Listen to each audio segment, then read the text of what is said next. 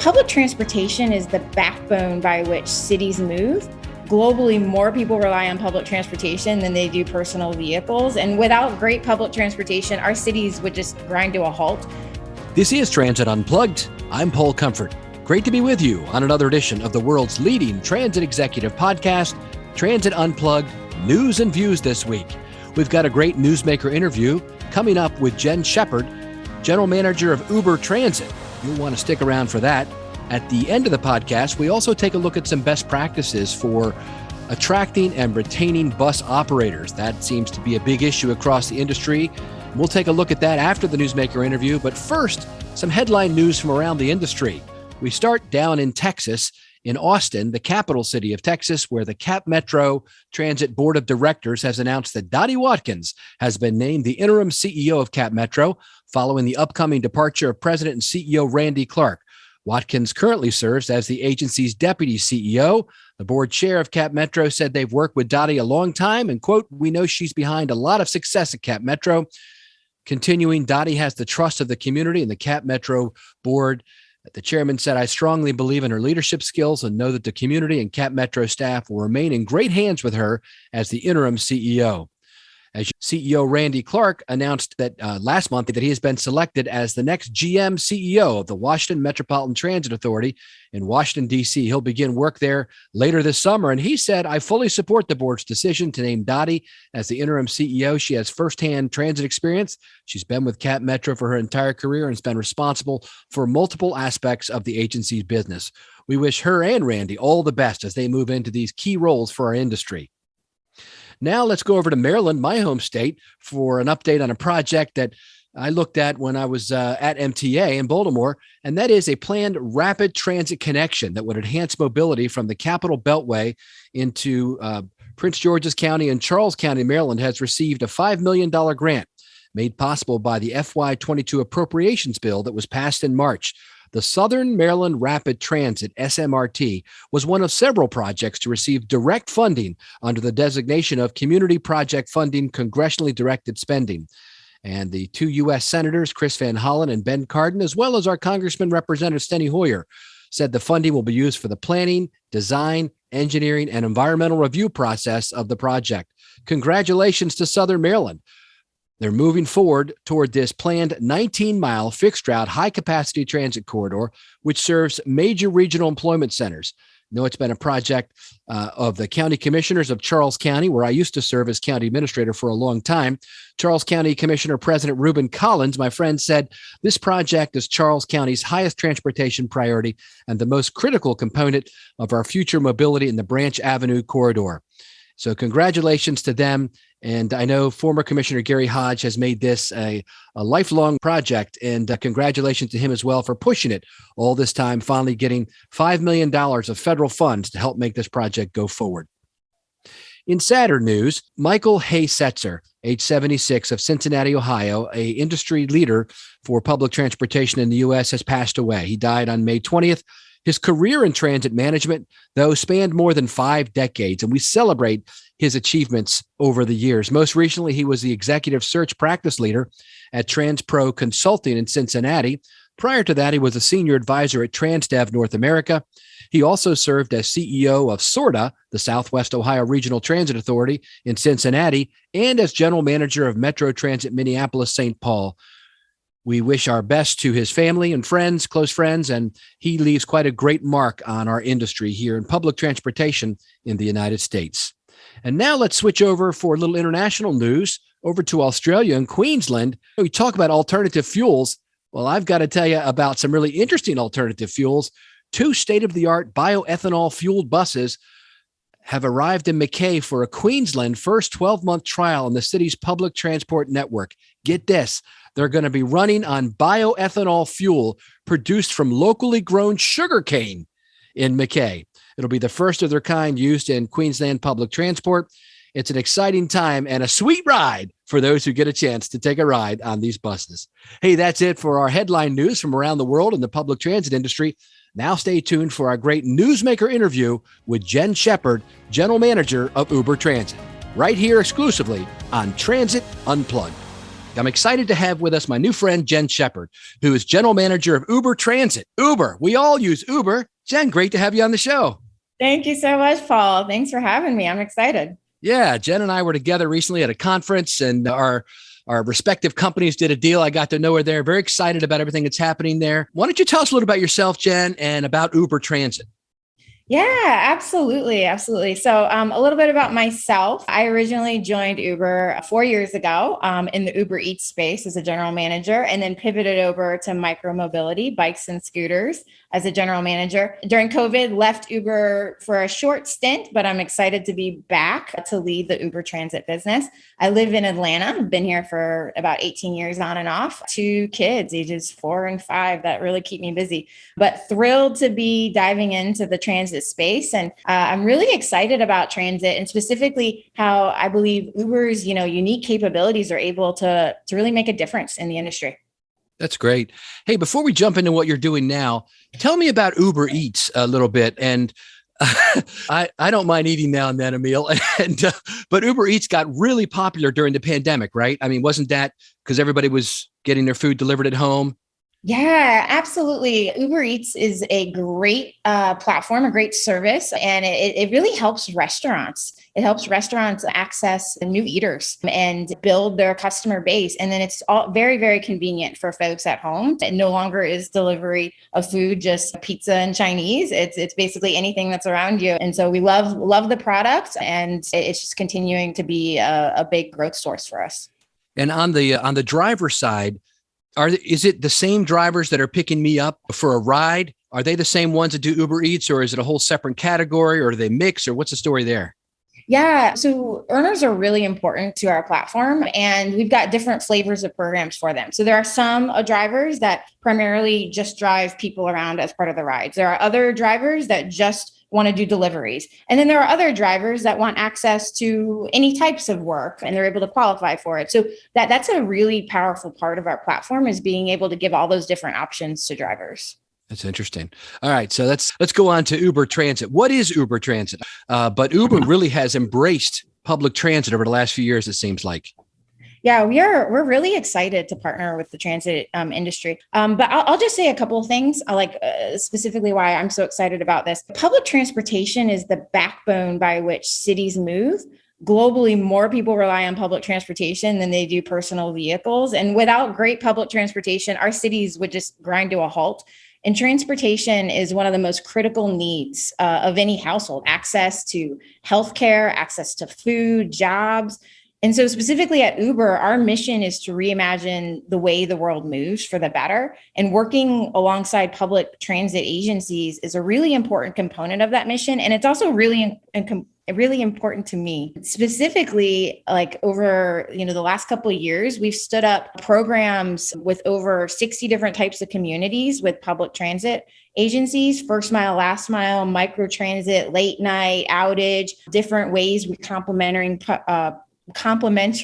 paratransit programs. And these mobility programs have become a lifeline for the riders who are using them, and they depend on them for social and economic opportunities. In addition to TNC for Transit, which I just described, we also have software solutions for agencies. And on the rider side, we have journey planning and ticketing in the app. So journey planning in about 45 different cities, where you can actually plan your public transit journey in addition to like UberX's inside the app, which we're really excited about.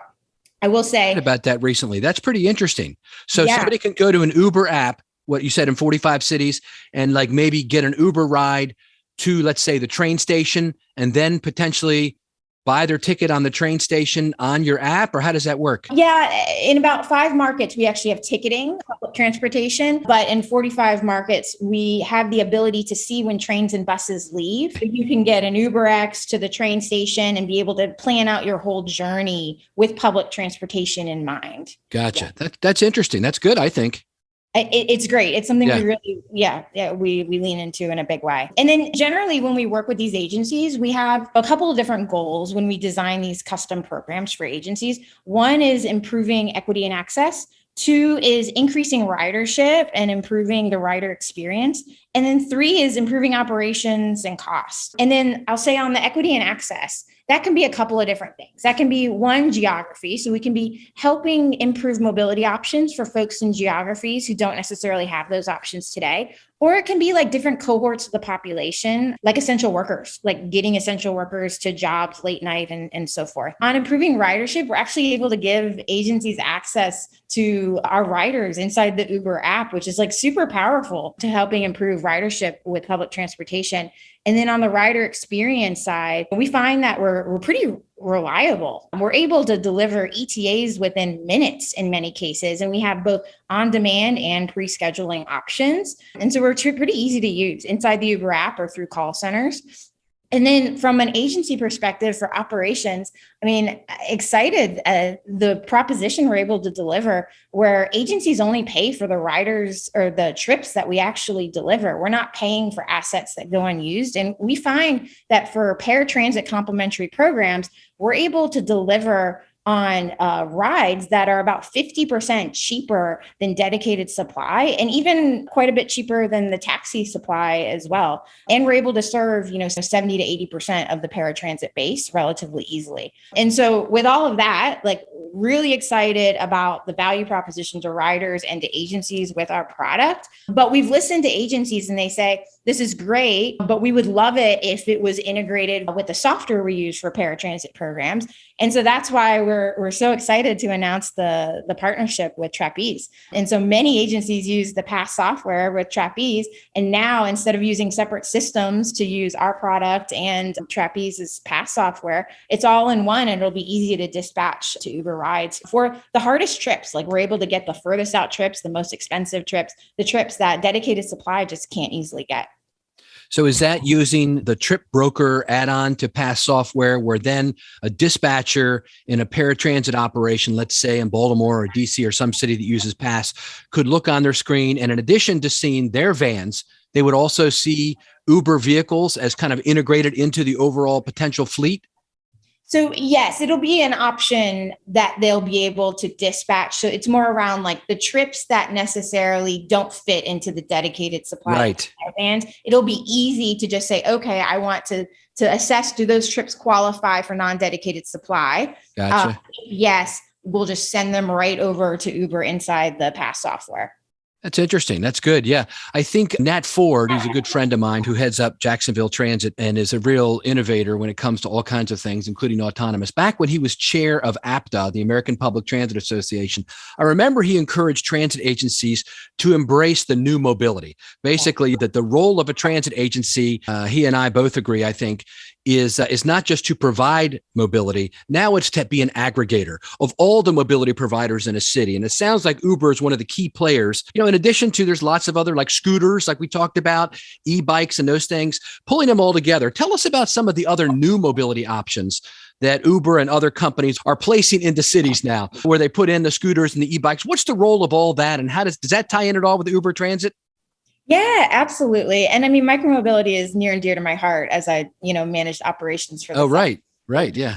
Computers for a while. Yeah, I mean, micromobility has a really strong role to play, and it's one that we see strategic value in, especially as we're trying to aggregate different modes of green and car-free mobility options together for our riders to showcase, there's value outside of personal car ownership. And so there's a strong value for that to play in short trips, in first and last mile, collaborating with a public transportation. And in fact, like Uber has a global partnership with Lime and a partnership with Cityscoop in Europe, where you're able to actually book a lot of these options inside the Uber app. And we find some really compelling use cases around putting them in areas that improve accessibility and equity. And I mean, there's just benefits across the board for folks to be able to get places quicker in a more sustainable way, more affordably. And so we're very excited to continue expanding in that space.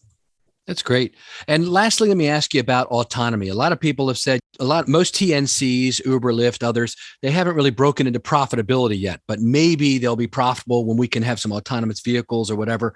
What's the story on all that? Can you give us the inside scoop on where we're headed with autonomy? Yeah. Yes. So autonomous vehicles, they're not going to happen overnight. It's going to be relatively slow, but it's going to be a really important part of the transportation sector when it happens. And therefore, it's going to be a really important part of Uber business. We're not building AVs ourselves. We are partnering with them, and we've decided to bring the AV developer fleet onto our network. We're the largest mobility platform, and so we're the natural choice for these fleets as a one-stop shop for mobility, delivery, and freight. So we're definitely partnering, with different developers at this time. But AVs are still student drivers, and they're not able to handle every type of trip. And so we believe we can add AVs to the routes that make sense. And then we'll continue to have our core network where they don't, which is the majority of the routes for a time being. You'll see we recently actually announced some pilots, and we're going to continue to, dive deeper into that space. But our goal is to hopefully get to a future where folks don't need a driver's license, which is really exciting. Recently, we announced 2 autonomous delivery programs in LA with Serve Robotics and Motional. Serve Robotics, friendly sidewalk robots, offer short-range deliveries with easy hands-off. So you'll see that in the Eat space. And then Motional builds all-electric autonomous vehicle fleets designed to safely navigate city streets. Very excited about the space and what it can do to transform the entire industry of how people move around, and essentially how it'll transform what cities look like with the different utilizations of space. But it's going to be a while, and we are happy to partner with folks as we all navigate this. That's great. Jen Shepard, thanks so much for sharing with us the role of TNCs when it comes into kind of working in concert now, I think, with public transit. I think that we complement each other. And I think most transit agencies have figured out that they can't be all things to all people, right? That there needs to be additional players in there. And all the stuff you talked about, the last mile solutions, transit deserts, late night trips that are outside the maybe where we could do the high efficiency rides per hour when it comes to paratransit, they can be outsourced. So there's lots of places where Uber and other TNCs like you can be utilized to really complement and do what we all want to do, which is what we keep in mind, right? Which is we begin with the end in mind. And the end of public transit is to promote access to all of life's opportunities for everyone that lives within our service area. So we thank you for being a complimentary partner with transit agencies across America to help make that happen. Absolutely. Yes, I am thrilled. I'm thrilled to come on board and continue and deepen our partnerships with agencies. That's our goal. Yep. And I got to do a name drop at the end. My buddy, Dmitry Vanjigov, who is the doppelganger for my son, Joe, works with you on your team and is a great guy as well. And thank you for the role he's played in helping make all this happen too. Yeah, absolutely. He is a core part of our team and an awesome guy to work with. Yes. Take care. Thank you so much. Hi, I'm Elea Carey, a communications consultant who loves working with public transit agencies. Now seems like as good a time as any to review some crisis communications basics. As a public official leading a transit agency, how do you need to communicate when something goes wrong? First, start now by being prepared. If you're going to need to talk to the media, you need to keep an up-to-date press list with current journalists' names and contact information. Better yet, be in touch with them regularly, comment on their stories, transit-related or not, and offer them resources. Next, appoint a spokesperson. If you're in a small organization, that might be you.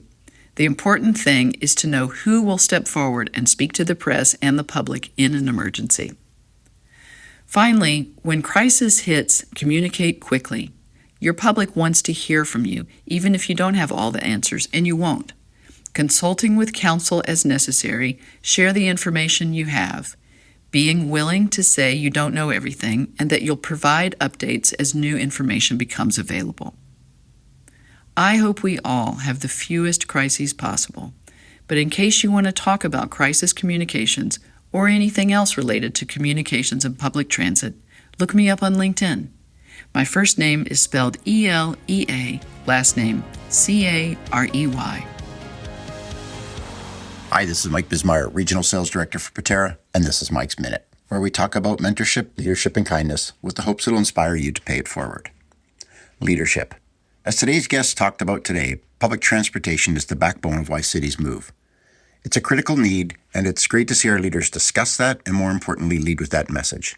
As we learned during the pandemic, our frontline operators were the key to many people having a lifeline during the pandemic. both socially and economically. I have often said it, transit is the great equalizer. It gives people opportunity, it gives people choice. Over the years, Transit Unplugged has given us insight to many great leaders whom you can't help be inspired by.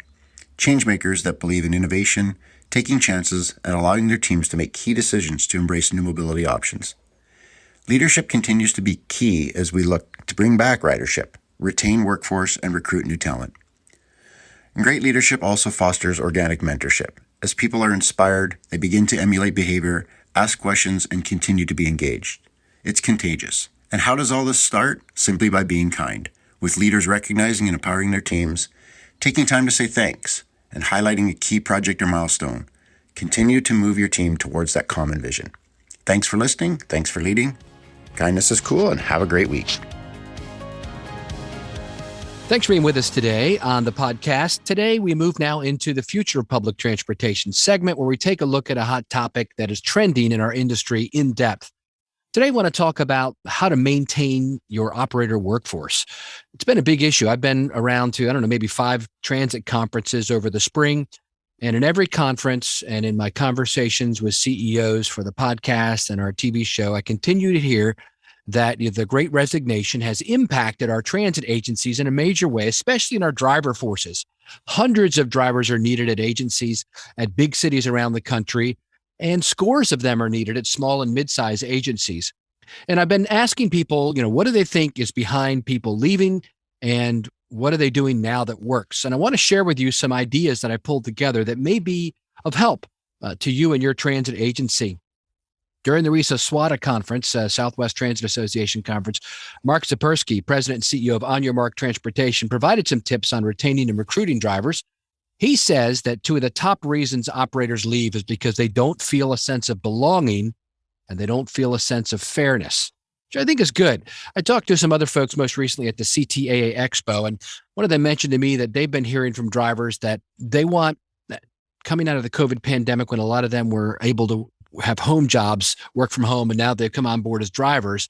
New drivers are a little surprised at the length of the shift, 8 hours, and sometimes the newer drivers get the worst shift, so to speak, and there's concern about that. And she was suggesting that maybe there's a way we can address that in some agencies. It's difficult, I think, with collective bargaining agreements and how they're set up for newer drivers to have better schedules. But anyway, that was an idea she had. Some other ideas that you might look at, according to Mark and others, is to evaluate what the driver room is being used for. Are there thank you notes in the driver room? Is there a hall of fame? Is the room being used as something other than a break for operators, a break room? I think that's key. It shows our appreciation to the drivers if we have an area where they can, where we're honoring them.